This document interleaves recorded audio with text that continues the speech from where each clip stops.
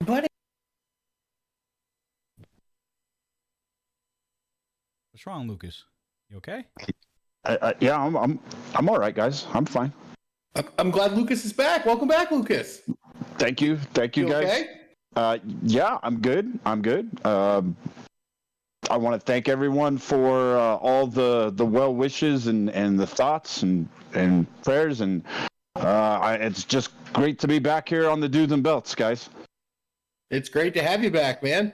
Agreed. We were worried about you. Yeah, I'm. A lot of people were worried, and I'm gonna be okay. All right. Well, without further ado, how's it going, everybody? Welcome to another edition of the Dudes and Belts Recharge Post Show here on Twitch. I am your host, Johnny Deathdrop, as always. And man, what a banger of an episode we had tonight. Yeah, I know, right? Good episode. Before we get into everything that happened tonight, let's introduce the panel. On the left, we have the one that lives way up there on the east coast of Maine, the inventor of the Beacon of the Week, the one and only Coastal Crusader. What is going on, everybody? These charged after Aces Wild have been full of suspense and drama and crazy stuff happening everywhere, and tonight was no exception. And on the right, we have the voice of Ignition. He is the encyclopedia of Rocky Mountain Pro, the one and only Lucas Bradwell. You're right, Coastal. It was a very exciting, a lot of drama. Drama. There was that ending. Something's got to be done. Something's got to be done, guys. I agree. Yeah. Looking over in Twitch right now, we have Queen, we have Coastal, who was chatting with everybody before the show. We have Jen, we have Mr. Happy, who you saw tonight. Hey, I love his hat. Yeah? I love the hat that Happy was rocking tonight. I got to get me one of those. I know, you've been very fond of Happy as of late. You know what? We've come to an understanding. He is not a scary clown. He is just a clown. He likes to have fun, and I understand that. I trust Happy. He has earned my trust. Well, if you trust Happy, why did you have the clowners last week over your house? Hey, you know what? Better safe. From who? Maybe other clowns. You got the memo. It's don't understand the clowning stuff. Dude, I will totally hook you up with a hat like mine. All thumbs up here. All right. You guys see the workout Al Snow is doing with his medieval weapons? That's coming from Archon Delight. I did not. I think I did. I think that was on the Twitter feed a few days ago. I have to look that up. It was the what Iron Sheik used to do, except just with one of them. Oh, the big yeah. The big clubs. Yes. The whole thing was like, yeah. Yeah, Al Snow is very proficient in weapons. He's also jacked for a dude of his age. Yes. All right. Let's not waste any more time. Let's get right down to business here. We had a great episode tonight, and we are ready to talk about it here with everybody here in the RMP faithful on both Twitch and YouTube. Before we begin, absolutely, I always forget this. If you're on YouTube, if you don't mind hitting that like button and hitting that subscribe button, and make sure that notification bell is turned on so you don't miss another episode of the Dudes and Belts or Rocky Mountain Pro during the week and daily uploads, as I believe we had quite a few uploads over the past couple days that you guys get to indulge in, all selective matches from the past. So, I believe Curtis Cole and Remy D was uploaded today. Yeah, so it's constant content going on the Rocky Mountain Pro channel on top of your weekly charged episodes, on top of your live Ignition shows that you guys get to interact with my boy Lucas over here and Derek Stone on Thursday night starting at 6:15 p.m. Mountain Standard Time. As well, you will have the Dudes and Belts shows immediately after those shows as well, live and in person. So make sure you hit that like button, subscribe, turn on that bell, and leave a comment if you want. Let us know how we're doing tonight. Be great to hear from the RMP faithful. All right. Let's kick off everything with the OGs versus the Kansas Luchas in a tag team elimination match for this tournament. Postal. Yeah, no, so this tag team tournament is very interesting because you kind of don't want to be the winner of the tournament, because if you're the last team standing without a win, you're no longer a team. You go bye-bye. And that's there's a lot of tag teams, and they're all very tight-knit, and you definitely don't want to be losing your tag team partner. So this was kind of a do-or-die thing here for both of these teams, and I'll tell you what, the OGs jump out of the gate. And Derek Stone's got some moves, I'll tell you that. He was very interesting in this match on the outside, and he comes into play a lot. But the OGs do what they do best. They use their experience. They isolate my favorite Chonklador, Angel Del Paz. He gets kind of beat up in the beginning, but he is able to fight his way out. He is able to use that speed. He is able to use that tenacity to fight off both Niles Planquet and his lordship, Mitchell Taylor. Pinkies up when we talk about Mr. Taylor on this show. They do what they need to do. They're isolating, they have control, and then Angel Del Paz is able to get attacked with Bruisador, and Bruisador comes in and starts cleaning house. And then we see, the momentum is shifting, and we think that the OGs are going to come out with a win. They get the momentum back.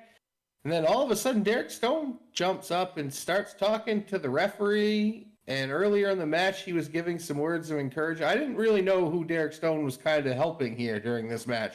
It was very confusing to me.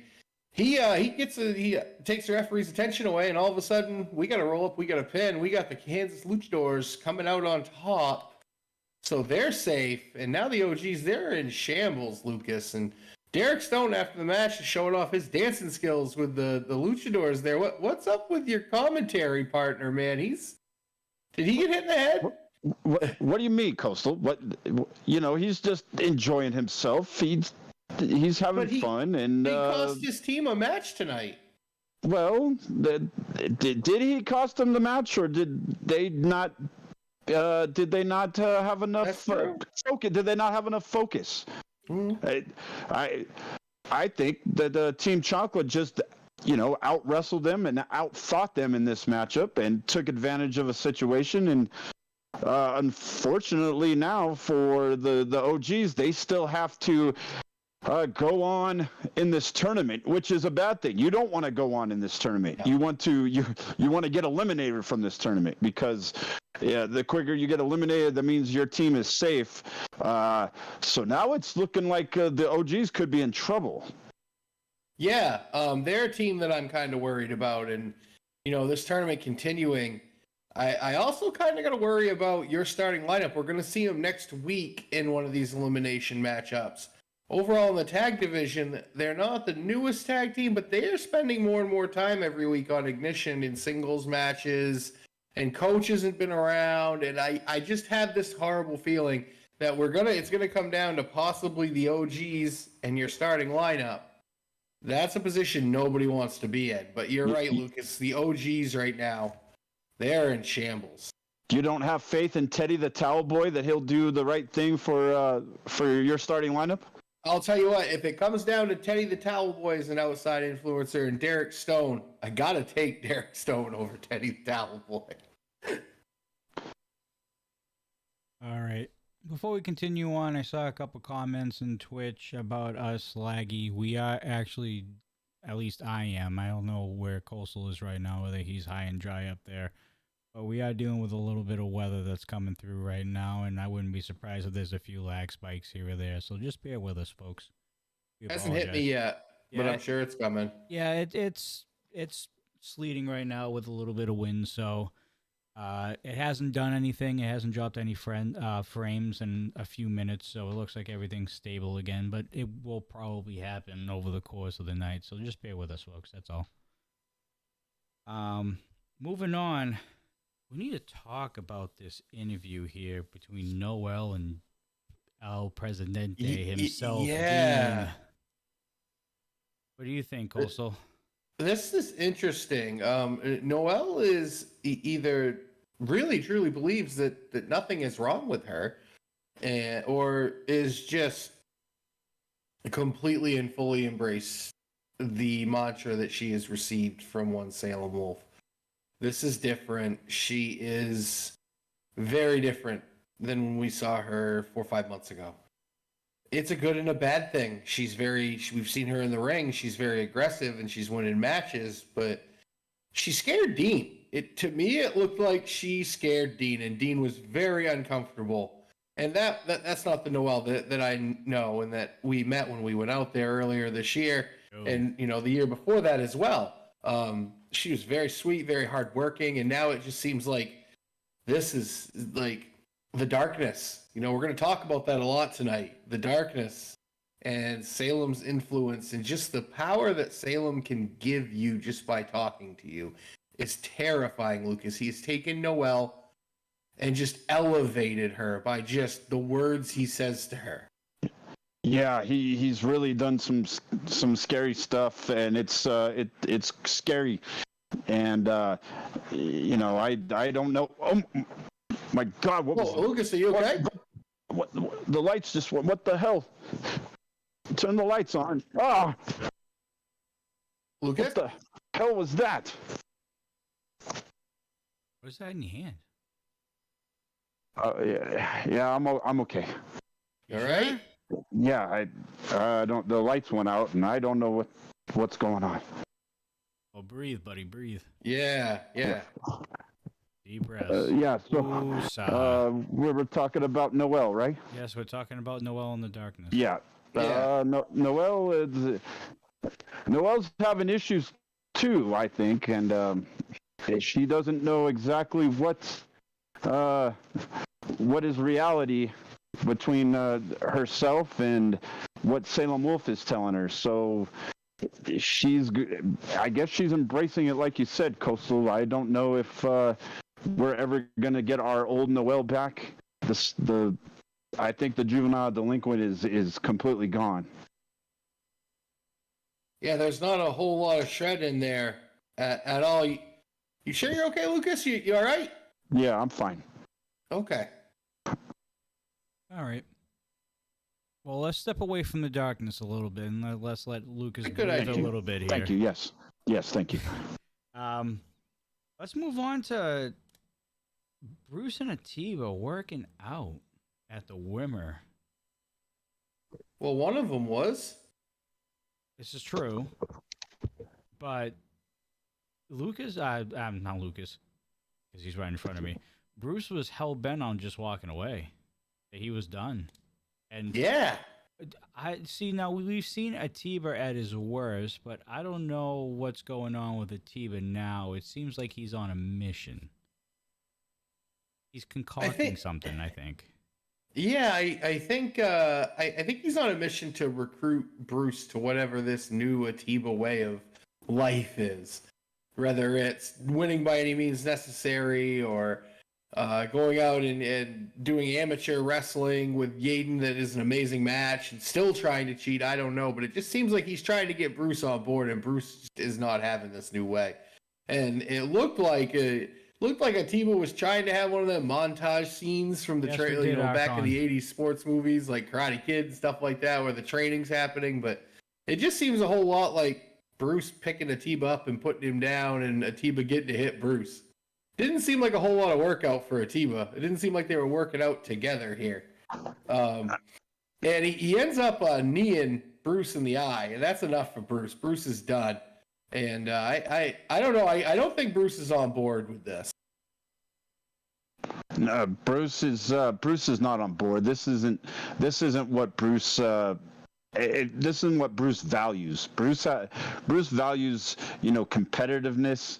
He values, doing things the right way, and he's kind of has embraced being someone that others look up to, and so I don't see Bruce embracing this side that Atiba has embraced. I think that we have maybe seen the last of Bruce Wayne's as an active competitor in Rocky Mountain Pro. I really do think so. I certainly hope not, but I'm not fully convinced in that. Because if you notice the last few of his matches before he ended up quitting for the most part, he wasn't trying to win just 1, 2, 3. He actually had tendencies of using his old bat on his opponents a few times. So I don't know. Not fully convinced yet. I think Atiba's still gonna keep working at him and see what he can get out of him. But as of right now, Bruce is done. I think he is mentally. I think there's still plenty in the tank for Bruce. I really do. The man's in phenomenal shape for a guy his size. He's an ex-NFL guy. He knows how to work out. He knows how to get in shape. I think right now, though, I think that his head is what he needs to work out. And his head is what he needs. He needs to find his love of wrestling again. Because I don't know about you guys, but when Bruce has been in the ring lately, especially the last time, it looked like it was a job. It looked like he was just trying to do everything he could, and the harder he squeezed, it just slipped through his fingers because he's trying too hard. That's the thing in sports. You try too hard instead of being loose and everything, and it doesn't work out well. I think Bruce needs to go back, just maybe get in the ring, not with Atiba. Maybe somebody, maybe Echo, maybe somebody he can just bounce around in there with and have fun again. I think he just needs to go back to his roots and have fun and learn to love wrestling. Because right now, Bruce does not love wrestling. We'll see what happens. Lucas, how big of a Sledge fan are you right now? Sledge is my number one hero right now. I'm hoping that he can get this job done and take out that monster. Well, he was caught backstage and was talking about Drake, as a matter of fact. Yes. What are your thoughts? Do you think he can beat David Drake? Never broken? I'm worried that there's maybe nothing in this world that can stop David Drake. I mean that, guys. I don't even like hearing that name. He's not human. He's not human. I appreciate you guys not asking too many questions about what happened to me, but I can tell you this. He only abducted me to make a point to not only Sledge, but I think everybody in Rocky Mountain Pro.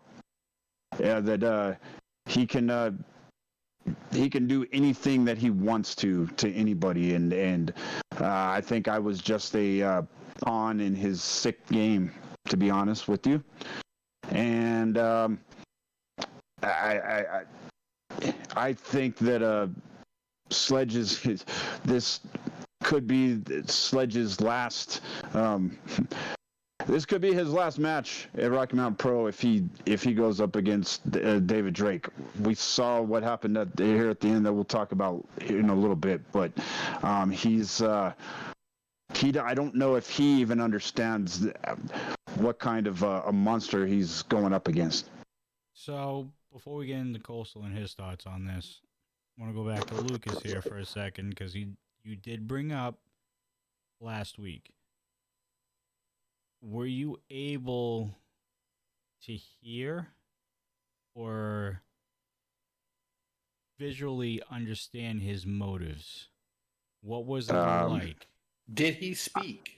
He did not talk. No sound. The entire time? But no, not a word.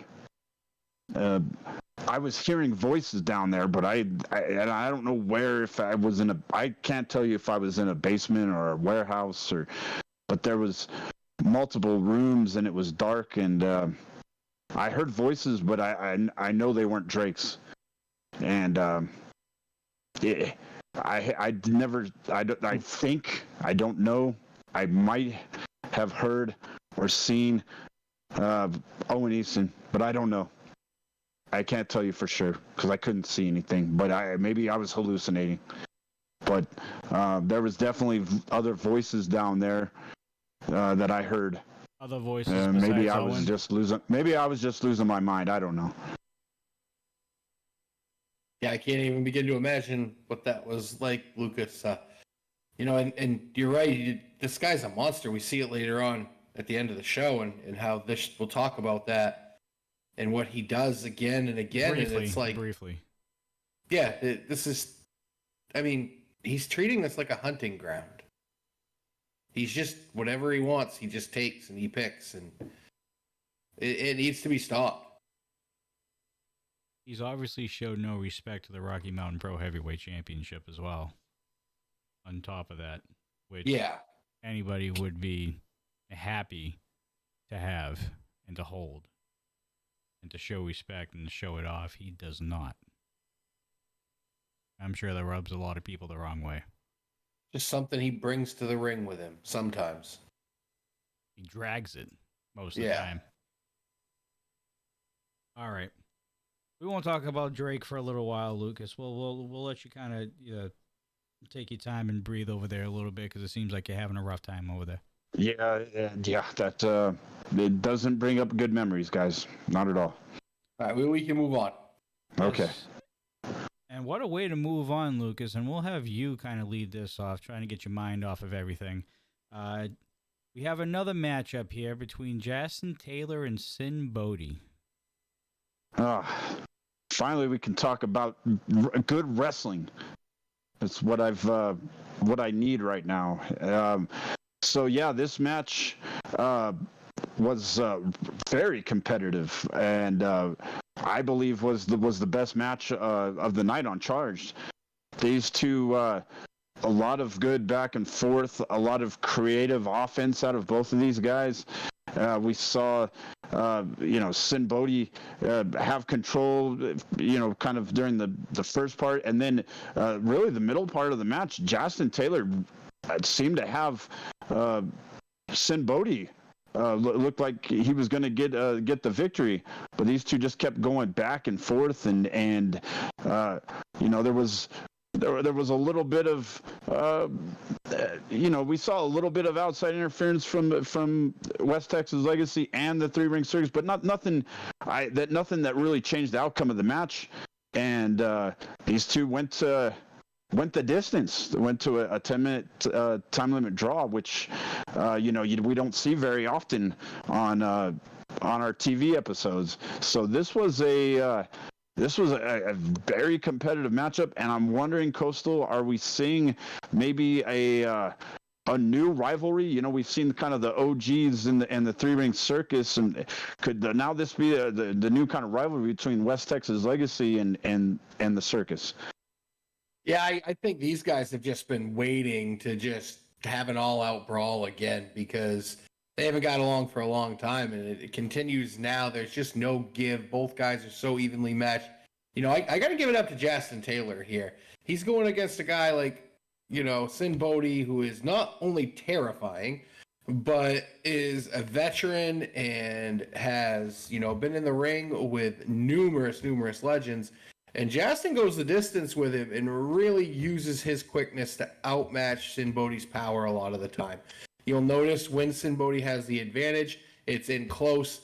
And most of the time when Sin Bodhi loses that advantage is when he's trying to either, avalanche in the corner when there's separation and Justin's allowed to use his speed. So I don't like to say many good things about the West Texas Legacy, but I will say that Justin showed up tonight. What a great match. It was the best match of the night. Even with El Punchy Face, Ryan Justice, and Crazy Card over there, Mass Boy in the corner, everything they could do to take on, to help beat down Sin Bodhi, Sin was able to still come out, and go to the draw. And I don't know what you do at this point. If you just put him in the 6-man and just say you got to have a winner, if we have a big top Texas street fight, I don't know. Well, I believe the West Texas Legacy is out of the tournament. I think they won that gauntlet elimination style match a few episodes ago. So they're already secure. They're still going to be the West Texas Legacy throughout the remaining of their RMP tenure. Joy. But the three ring circus is not. So not only do they have to focus on West Texas Legacy as of right now, but they also have to make sure that they get out of this tournament that's going on, this tag team elimination tournament that Dean's running. Because if they don't win that tournament, there's no more three ring circus. And that's tough to hear, because they've been a staple around Rocky Mountain Pro for a very long time. I myself would not want to see the circus go away. And that says a lot. I don't think that Monster 9 and Mr. Happy can do without each other. I don't think to they be ever honest have, with you. honestly. Yeah. Yeah, no. So that's one thing to consider. I mean, They're family, man. They're a family. they don't want to get too preoccupied because they do have to get something done first, and they got to get eliminated from the elimination tournament. I know it sounds weird, but that's just the type of tournament that this is. The last team standing is Win the and you're out. loser. You know, so Yeah, win and you're out. but yeah, what a great performance from Jason Taylor and Simbodi in this one. Honestly, great match. Absolutely. Moving on, you have another therapy appointment with Lilith Grimm over what's been going on with Noel and Salem Wolf in the asylum. I'll have Coastal start this one off because this one kind of teeter-totters around the darkness subject here. Well, yeah, it does, but I have some bigger questions first. This therapist guy, he's kind of weird. How so? You know, I've had therapy in my life, and most of the time the therapists I've seen don't really blame you for things, and they take a little bit more of maybe a softer approach to things. This dude seems like he's more of like I don't know, an asylum kind of guy, and I have my questions about him, but what he is telling Lilith is not to me saying embrace her dark side again. Let it out and try and be friends with it. And I don't think that's a good idea. I'm with Lilith on this.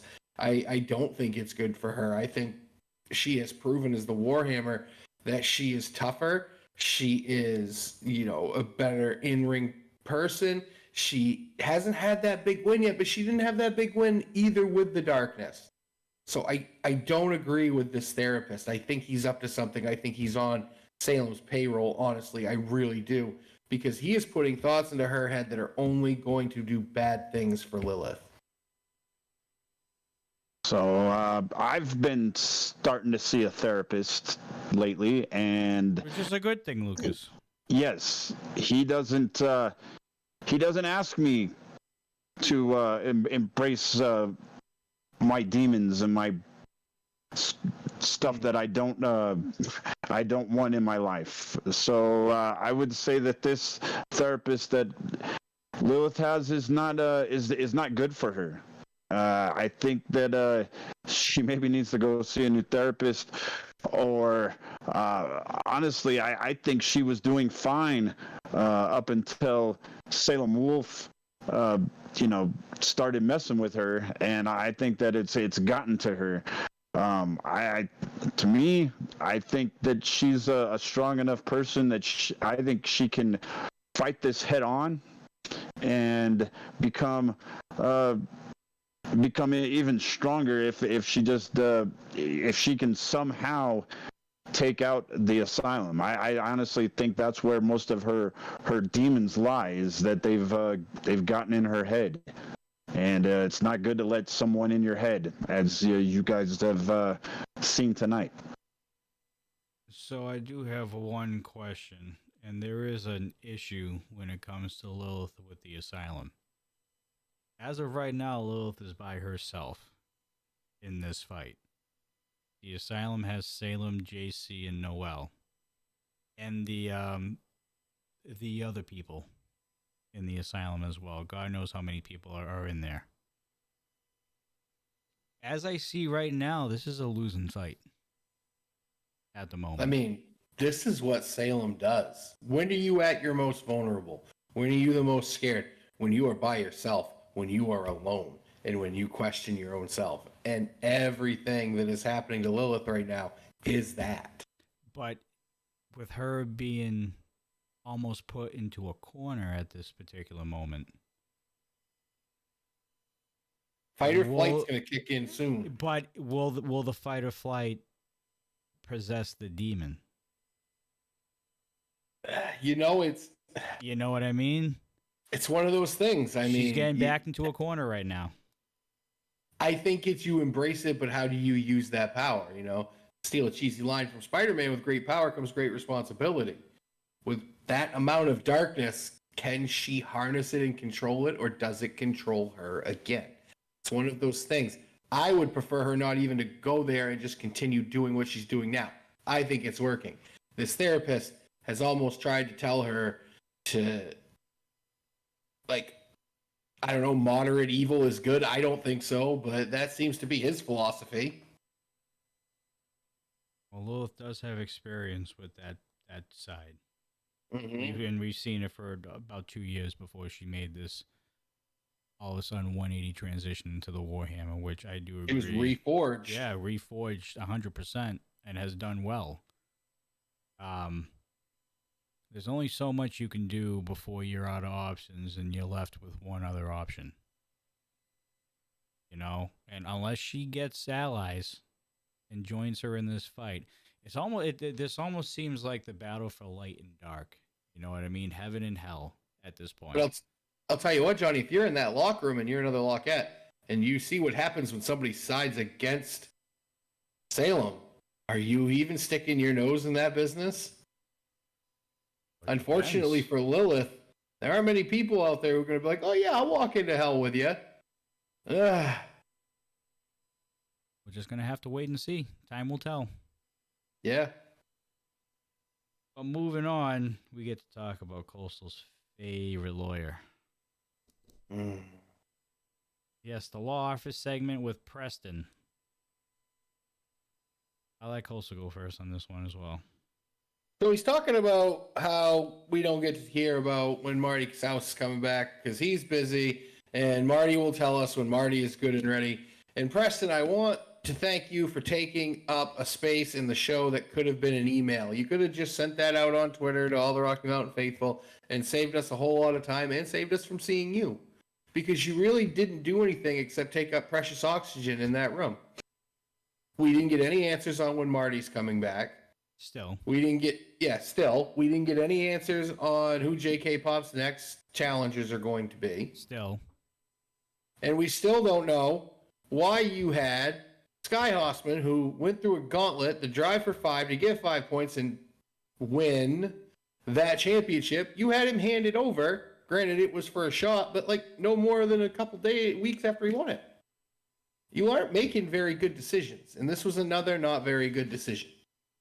Was to waste our time by not giving us any information and just hearing the sound of your own voice. What do you think, Lucas? Well, he's a lawyer. That's what they love. They're so full of themselves that they have to hear themselves talk in order to get by in life. I think that Preston really thinks that he's doing a great job with everything. And you know, he does have still the tag team champions under, they are under his management. So he still is a successful, he still is very successful here at Rocky Mountain Pro. But there's a lot of, you're right, there's a lot of drama going on, a lot of unnecessary drama, if you ask me, that he's causing with all this, nonsense that he's got with Lola and Lola and Caden have this thing going on, and Johnny Casanova and his stupid mask, and just right now everything that is happening with the office is it's not very cohesive, and to be honest with you, it seems very dysfunctional, and I know all about dysfunctional. So I think that Preston needs to regroup the whole law office and really let's get a clear answer on what's happening with Martin Casals. I want to know, is he coming back? Why, if he wants to be a part of Rocky Mountain Pro, I think then we have the right to know, when you're coming, and you've got a responsibility. You want to be part of this roster. There's a lot of talent on here. We don't need to be waiting around for Martin Casals to tell us when he's coming. I'm also going to have to backtrack after we're done talking about this, because I did forget something else in the show. But to continue on with the conversation that we have with Marty here, he complains and complains and complains and complains about not getting opportunities, not getting title shots, not doing this, not doing that. You can't get title shots and you can't get opportunities when you're not showing up for work. You Flat can't out. play. And I'm pretty sure that there is no rule in the law books of Rocky Mountain Pro that state that you get a towel shot when you're absent from work for 6 months. Yeah, I don't think it works that way. No. So, honestly, I think Preston should drop Marty, but that's just my opinion. But to each their own. We do have to go back a little bit because I did forget a segment in my notes. Damon and Nathan Estrada had a lesson in front of the live crowd. Lucas, what's going on with Damon all of a sudden trying to become coach? He's trying to make a message to Yaden, and I see Yaden in chat. If you missed it, I talked a little bit. I'd rather not talk about what happened to me down there. Just know that I am safe and I'm back. But I think this is Damon Ace trying to mess with Mercury Yaden. Everyone knows that Mercury Yaden is he's the most respected coach that we have at the Al Snow Wrestling Academy. He's, the founder of the company. And this is a way for Damon Ace. He knows what buttons to push. One thing you don't do is you don't mess with students of the Al Snow Wrestling Academy. Yaden takes a lot of pride in their growth. He takes a lot of pride in their well-being as well. It's almost like they're his kids at times. I know I've been around him for, over a decade, and I know just how much it means to him. So with what we saw here tonight, it wasn't a coaching session. This was punishing the kid. He was out there. He was really trying to just learn. He's got Estrada's got a very. He's got a good drive. He wants to be a top-notch wrestler. That's why he went to Mercury Yaden. And now we've got Damon Ace kind of playing around with him. This is only to get in the head of Mercury Yaden because he knows what buttons to push. That's plain and simple is what I saw. I agree. This is him trying to just get under the skin of Mercury Yaden. He wants to live in Yaden's thoughts. He wants every day when Yaden wakes up, the first thing he thinks of is how much he wants to beat up Damon Ace.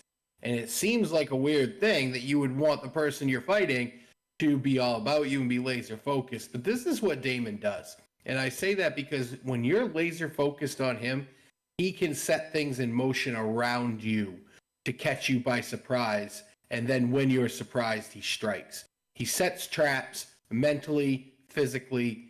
He understands how to play this mental game. And as we've said before, he's violently intelligent. And this was one way. It was disrespectful to Nathan Estrada.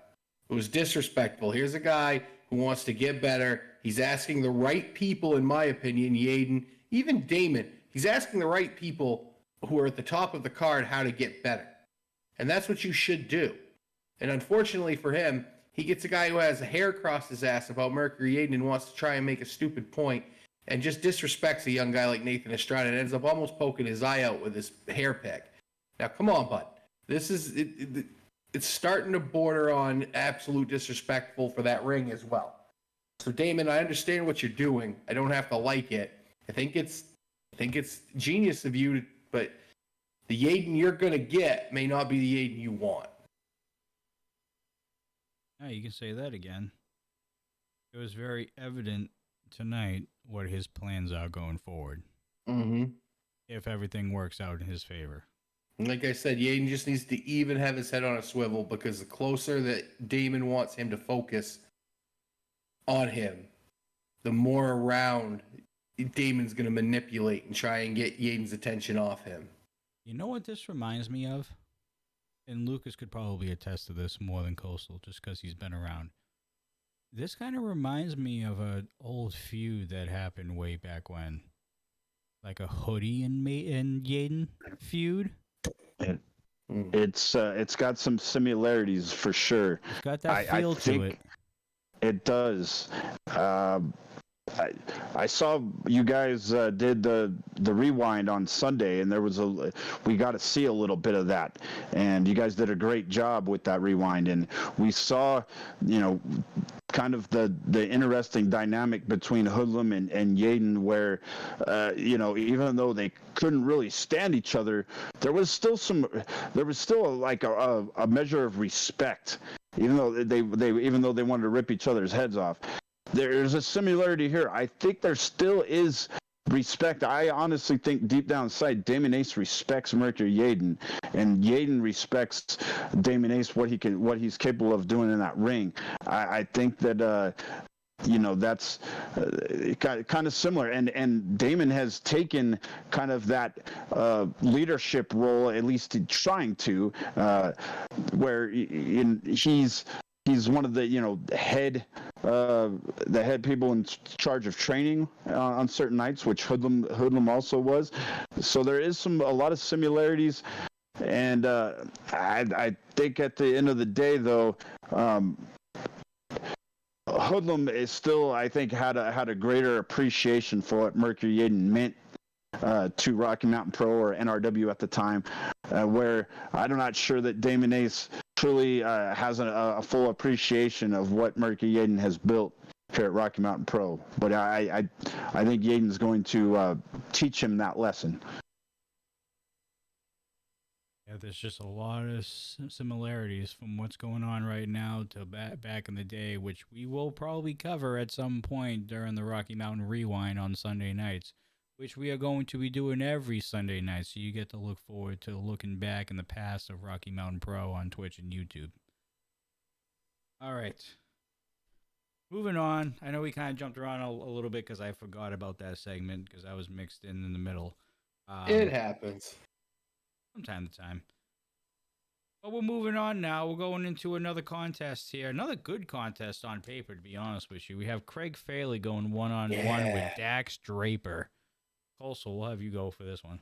I mean, I know that we said the Justin Taylor and Sin Bodhi match was match of the night, but this came real close. This match, if it had actually had an ending, and we'll get to why it didn't, it would probably have beaten that last match. This was incredible. It started out and it was just two guys that know how to wrestle, and it was almost like watching an amateur wrestling match, because even though Craig Fairley is a mixed martial artist and he has that great background, Dak Draper showed why he has been in this business for a while and why he is game in the ring. Because he had a counter, he had an answer, he was quick. Even though he had a size advantage, this was so evenly matched all through this. Craig Fairley, on the other hand, man, does he just keep showing up. And this is another guy who has been there for a long time. We saw Fairley against Sledge, and he had that quick knee for the win. And then we see him go up against David Drake for the championship. Came out on the short end of that. Now it's another big obstacle in his way, and he is game again. And what Craig Fairley does is not only is it his heart, but it's his brains. He comes in and he has a way that he knows where to work, how to work, he always is in the corner, in the ring, and he's just so quick. And everything he does has a little snap to it. His strikes, his kicks, his moves, even just the transitions as we see on the ground, the chain wrestling, everything has a purpose. And it's great to see these two guys back and forth. We see Dak starting to use his strength. He gets the advantage. And just as we think this match is going to come to a big conclusion and we don't know what's going to happen, we see Dak go to the top rope, comes off, boom, laser knee. Fairley's on the ground. He can't really, because, you hit a dude like that size in the head with your knee, it's going to hurt your knee. I'm sorry. I don't care how strong the strike is. And while he's there, we see our friend, the wonderful Curtis Cole, comes out, because this is why we can't have nice things, because of Curtis Cole. And attacks Dak Draper and ruins a perfectly good match. This match was amazing, but comes out, Fairley pulls him off like the stand-up guy he is. But I'm telling you, I am getting sick of Curtis Cole ruining things. If Curtis Cole has a problem with Dak Draper, can we just get them in the ring so we can watch Draper just drag him pillar to post and beat him senseless? Lucas, I am done with Curtis Cole. I know you are too. Yeah, I've got... To be honest with you, I miss the days where I actually cared about what Curtis Cole had to say. Now I don't. He's the last thing on my mind, obviously. Yeah, he's just like that annoying. He's that annoying fly, that annoying gnat that just won't go away. You wish he would. Maybe Dak can finally be the fly swatter that ends it.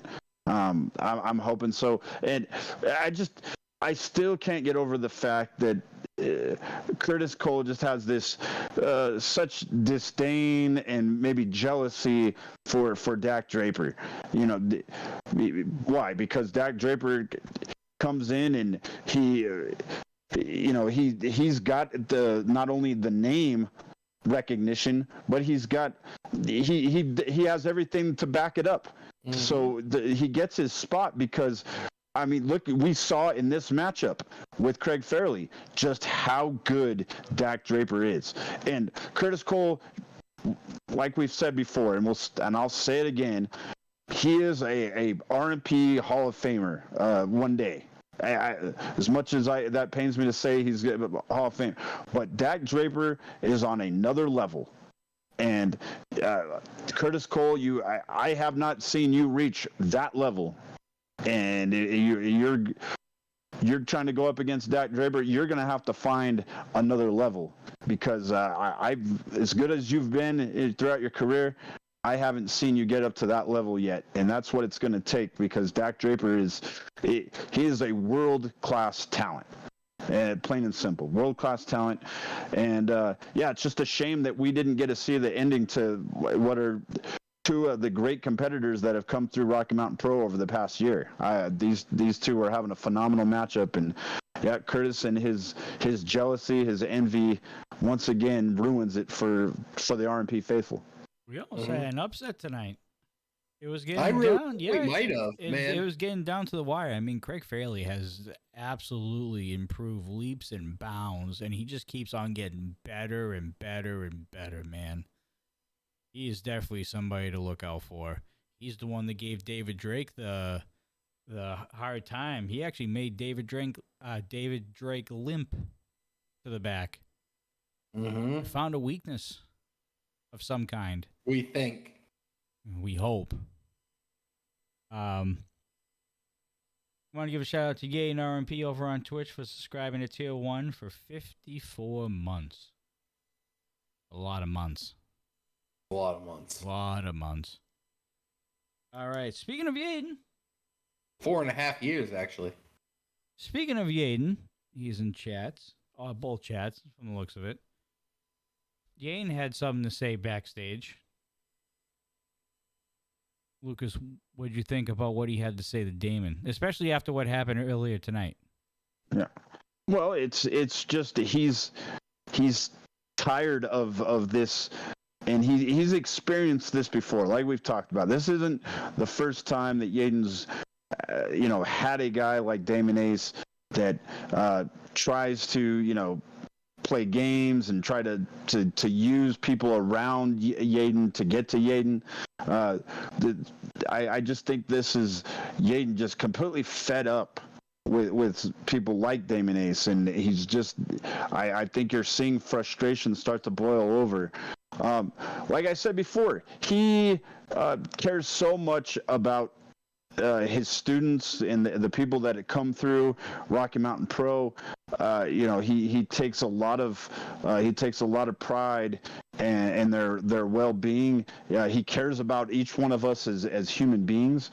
And when Damon Ace, does what he does, I think it's to a point that you're pissing off Yaden the man, even more so than Yaden the wrestler.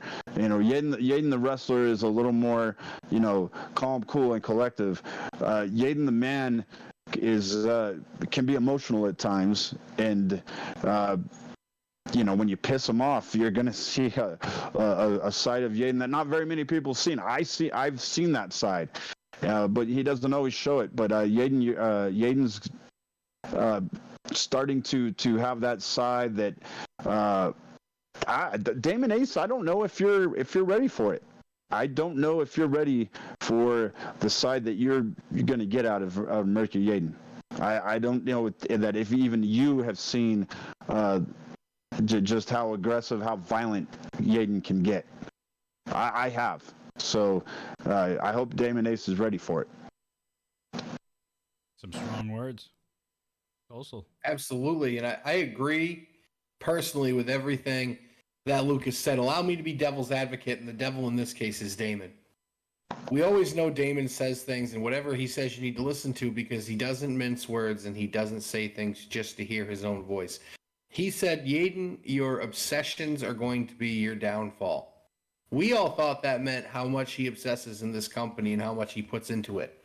I think what it is Damon is telling him, I'm going to have you so obsessed with me, it's going to consume you, and you are not going to be able to have a game plan. You're just going to come in with blind rage, and, Damon will pick his points.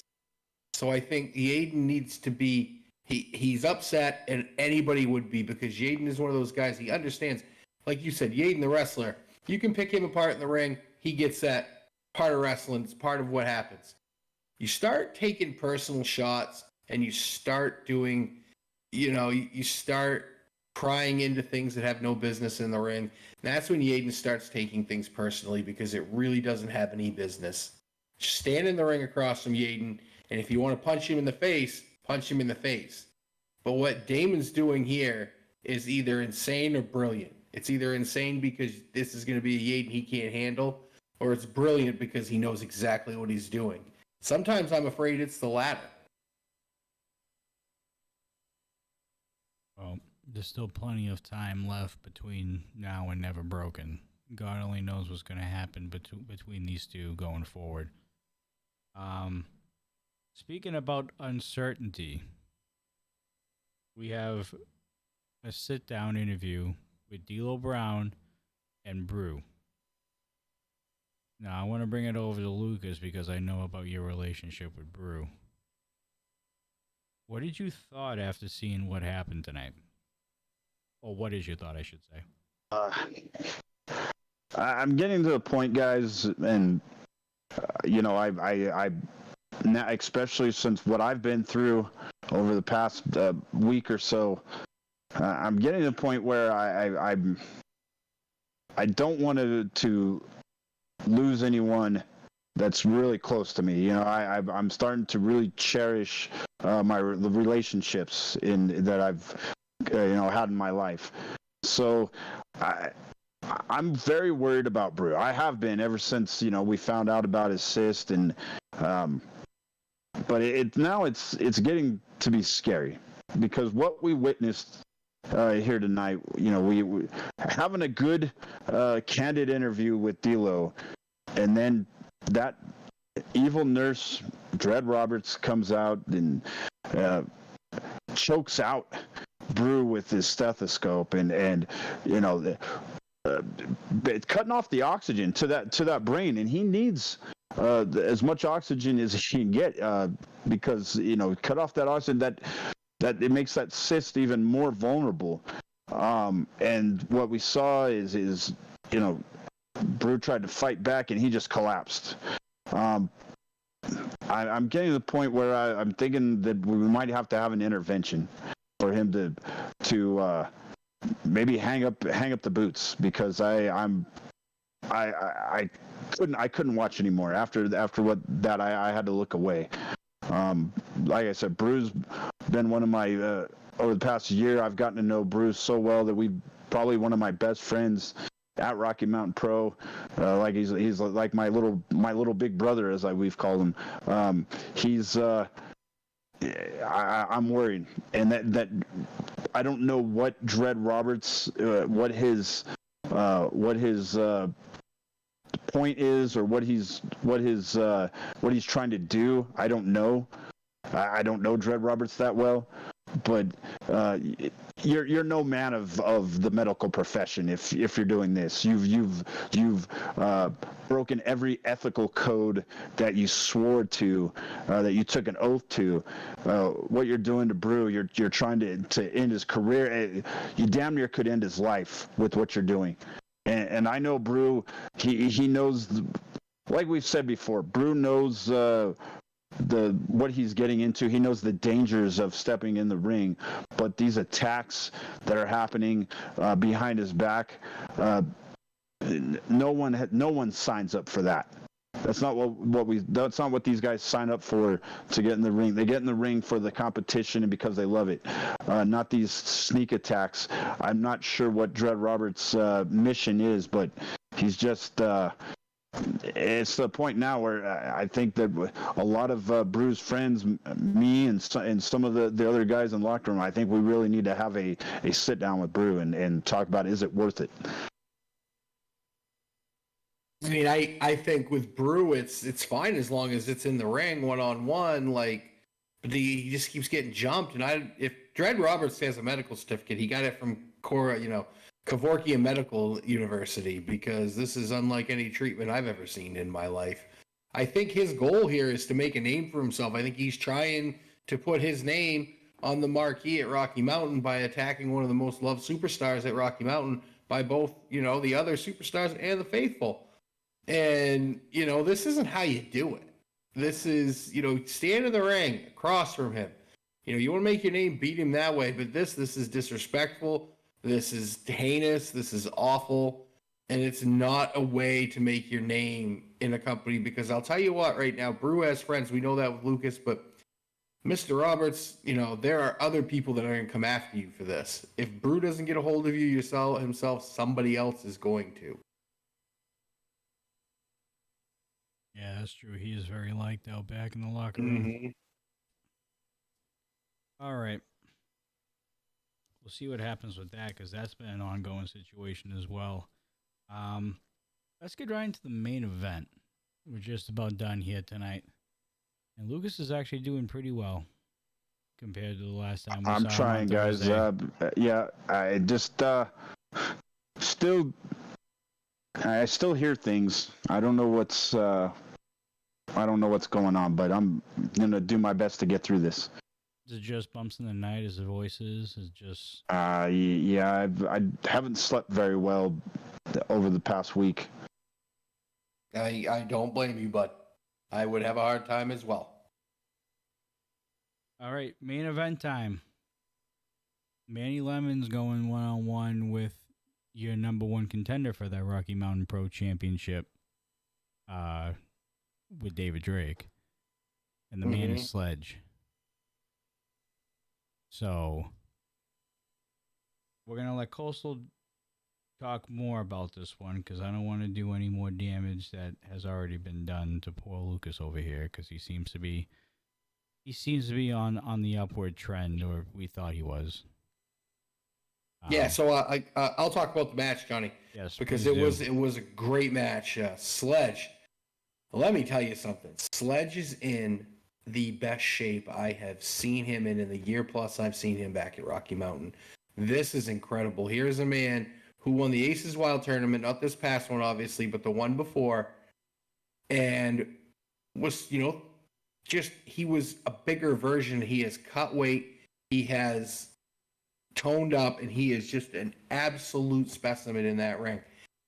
And I'll tell you what, Rocky Mountain Pro Danger Dean gave him lemons tonight, and Manny lemons, and I'll tell you what, Sledge's lemonade stand is up and running at the Wimmer for anybody who wants some freshly squeezed lemonade, because that is what he did tonight when he got his hands on Manny lemons, is he really used all of the stuff we've seen Sledge use.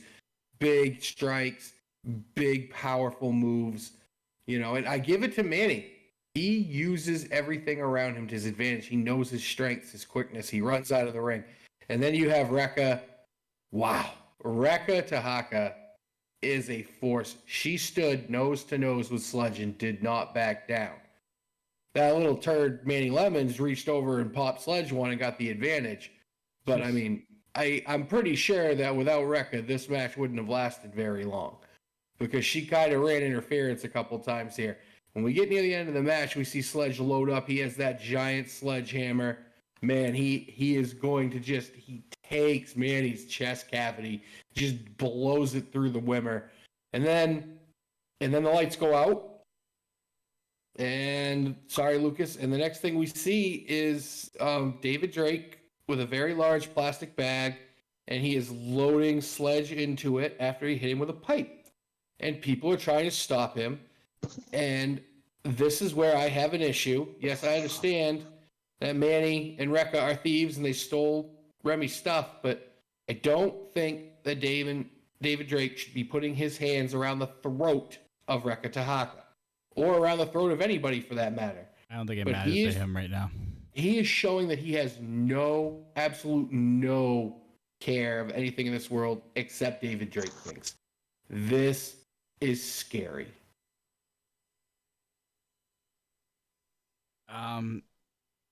Lucas, we'll give you the option here. I mean, I'd rather not talk about it anymore. Okay. It's fair enough. Yeah, and we ended the show on another little cliffhanger. We don't know what actually happened. All that we saw was find out next week. All that we saw was that David Drake had his hands around the throat of Rekka. And that was it. We don't know how much damage was done. We know the Sledge was curled up in a trash bag / body bag type looking thing, and he was getting ready to pack his Sledge up just like he did with Owen Easton. And the third week in a row, Sledge has been hit in the back with a pipe. We don't know what was it, a pipe? Yeah, you can see it behind Drake in the ring. Okay. He got him in the back with that pipe again in that bag. I didn't see it. Yeah. But yeah, that's the third time. And you know what happens after 3. Something's got to give. Hopefully David Drake knows what he's doing, because that's a man I wouldn't want to be screwing around with. But on the same side of things, is this Sledge's match? Is Sledge the underdog here? Which in most matches he's not. Yes. No, I think it's an uphill battle for Sledge. I think that, as we saw differently with Bruce Wayans, Drake never let Bruce mentally rest and mentally train. Right now, Drake isn't letting Sledge physically recover. Every week it's something new. Sledge will not go into this match at 100% if Drake can help it. And Bruce didn't go into the championship match with Drake at 100% mentally, and it showed. This is the games that this monster plays. That's where he's the monster. You're right. That monster. That's the good word for him. Drake is not going to stop till he gets what he wants, and that's, I think, to destroy everyone in his path. He's like I said, he made it was a message that he did by taking me. And shaving your head as well? Yeah. He did, I don't know. Sometimes it's like having a nightmare. I don't even know what's reality and what was just a dream in my head. So I'm still here. Yeah, he just scared the hell out of me. But what he can do to Sledge and others, he's going to do damage to him. He wants to take Sledge out. He doesn't just want to scare him like he did with me. He wants to. He might kill him. We don't know. Like I said, I don't know if Owen's alive. Maybe he is. Maybe I was just hearing things. I don't know. Well, do you guys know what Drake is capable of? Fully? No. All that we're seeing. I don't know if anybody is. All that we're seeing right now is he's taken one of the biggest and baddest mofos in RMP right now and laying him to waste over and over and over again. Yeah, 3 weeks in a row, the show has ended with unconscious Sledge. It doesn't get any bigger than Sledge. Like he's the big dog.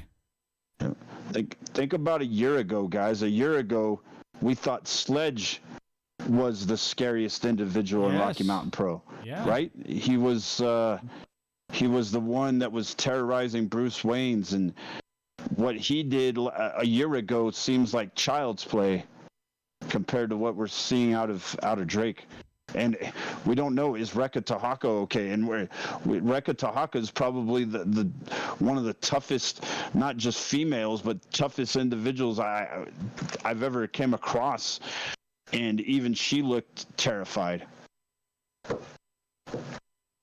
And, and Manny Lemons is no slouch, and he's no match.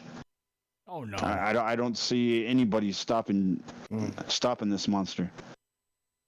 Well, Sledge is our only option right now at the moment. So, I mean, we can only hope. But as of right now, it's not looking good for the Metalhead Maniac, that's for sure.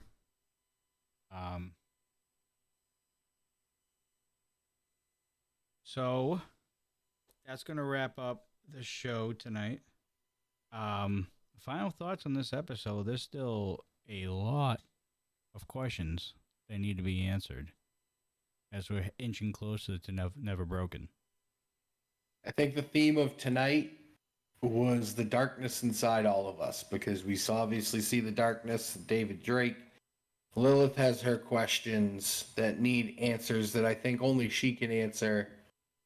There is the darkness of wrestling right now, which is anytime Curtis Cole comes out to that ring, because we know that wrestling's going to get interrupted and it's going to be made all about him.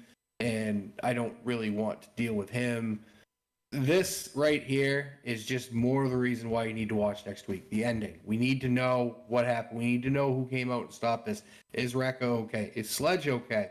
Sledge was wrapped up in a body bag. I know. We saw. We got to get to next week. It's just more of everything you love about professional wrestling, and you got to tune in next week. You have to. You talk about drama, man. Oh my God. Lucas, speaking of drama, you made it, bud. Yeah, I made it. Thank you guys for helping me get through this. It's not easy to talk about, to keep my mind focused. It's not easy to talk about what has happened, but somehow we're going to get through this. Like I said, I'm going to continue to try to get some help, and I'm going to try to get some sleep, and I will be back on Ignition on Thursday to try to do my job to the best of my ability. Well, glad to have you back, Lucas, and the dudes are always here for you, so if you need something, you let us know. And if it's any if it's any consolation, compared to the last Thursday where we saw you for the first time since then, you do look and seem a lot better than you were last week. Yes. It's being home helps a lot. Not being in darkness. Like I said, I don't know if I was hearing Owen Easton's voices or if I was just hearing voices where I was. I don't know.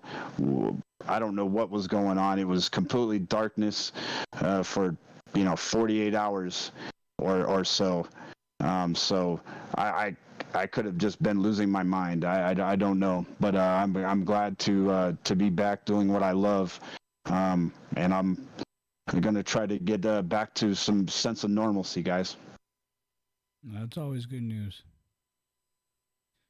All right, so that is gonna actually conclude this episode of Dudes and Belts Reignited. So, ladies and gentlemen, once again, before we sign off, if you don't mind hitting that like button, hitting that subscribe button, turn on that bell, and making sure that everything is turned on your notifications list so that you don't miss any live content or any uploads on Rocky Mountain Pro's YouTube channel. If you are watching on Twitch, I do suggest you hit that follow button. And if you want to support RMP, hit that subscribe button. Everything goes directly towards Rocky Mountain Pro and the production and what you guys see every week during Charge and Ignition as well. Also, as far as us, we are scheduled for this Thursday for Dudes and Belts Reignited. Sunday, right now, is up in the air. It's not looking like it's going to happen just based on the situation with the Super Bowl being on and all that stuff. There might not be a show on Sunday. So we're just going to throw that out there right away before we get into the week. Obviously, a lot of people are invested in the Super Bowl, whether your team is in or whether your team is out.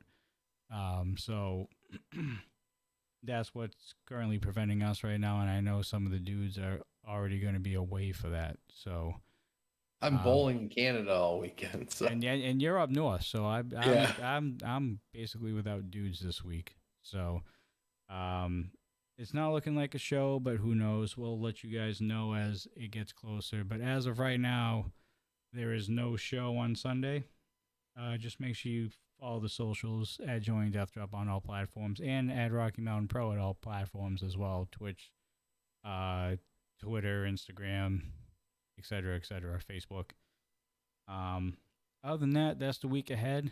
We will be pumping out all of the info for Never Broken and the Charge tapings that's up and coming, and there is also another big event that's going on that weekend as well, the Rumble at the Loud House at the Ball Arena as well.